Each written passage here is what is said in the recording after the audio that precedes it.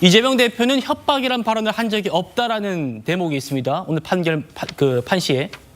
근데 지금 같이 보셨습니다만 이재명 대표 분명히 국감장에서 국토부가 안 해주면은 직무유기로 어떻게 하겠다고 협박을 해서라는 표현을 분명히 해요. 그리고 이 협박이라는 단어는 의견 표명이다. 라는 대목을 저희가 어떻게 받아들여야 될까요?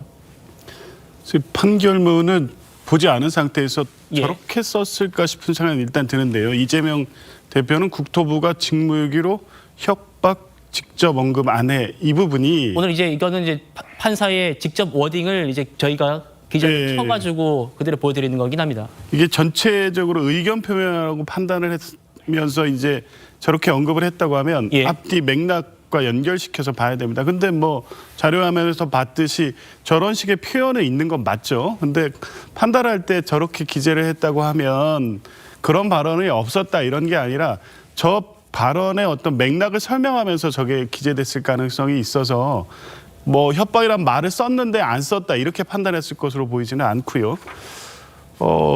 그 의견 표명의 문제. 그러니까 공직선거법 허위사실 공표는 당선 목적이든 낙선 목적이든 이 사실의 적시 부분에 대해서 늘 판단이 엇갈립니다. 그래서 대법원이 이 판시에 놓은 게 사실의 적시에 허위사실 적시에서 사실이란 건 이 가치 판단이나 이것과 대비되는 개념. 그래서 증거로서 그 존재 여부, 사실의 존재 여부를 확정할 수 있어야 된다는 겁니다.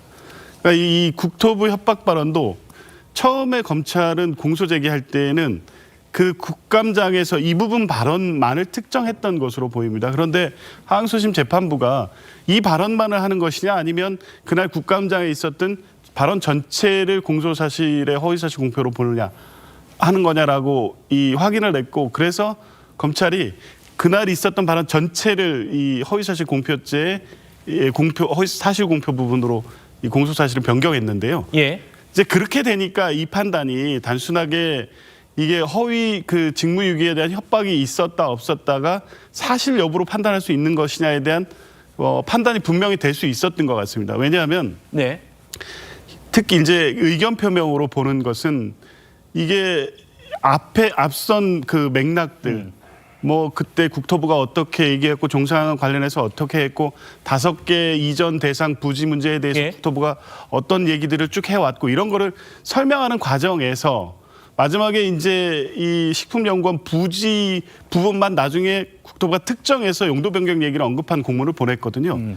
이 부분을 이제 설명하는 과정에서 이 얘기가 나왔다는 겁니다. 예. 그러니까 이제 이거를 앞선 대화의 맥락에서 보면 답변의 맥락에서 보면 이걸 사실의 적시로 볼 수 있겠느냐. 그 전체 이 발언해온 맥락으로 보면 의견 표명으로 볼 수밖에 없다는 거고 또 허위성 여부에 대해서도 허위가 아니라고 봤죠. 왜냐하면 1심 재판부는 중요하게 본 부분은 뭐냐면 이게 예. 성남시가 자체 판단으로 용도 변경을 해놓고 그렇죠. 국토부가 협박해서 변경한 것처럼 허위 발언을 했다라는 예. 거였는데 예.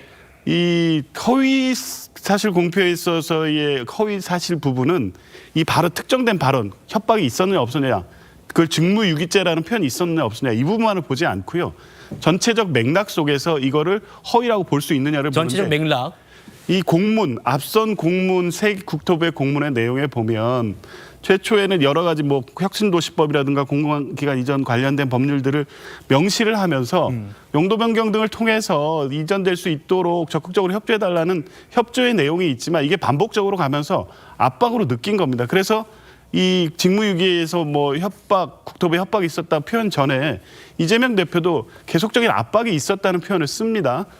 그렇기 때문에 그런 맥락에서 봤을 때 이 직무유기에 의한 뭐 협박이 있었다는 표현을 했다고 하더라도 앞에서 발언한 압박을 다소 과장되게 표현한 것이지 실제 국토부가 직무유기죄에 대한 협박을 하겠다는 구체적 발언 이 부분에 대한 어떤 이 표현은 아니기 때문에 허위성이 있다고 보지도 않은 거죠.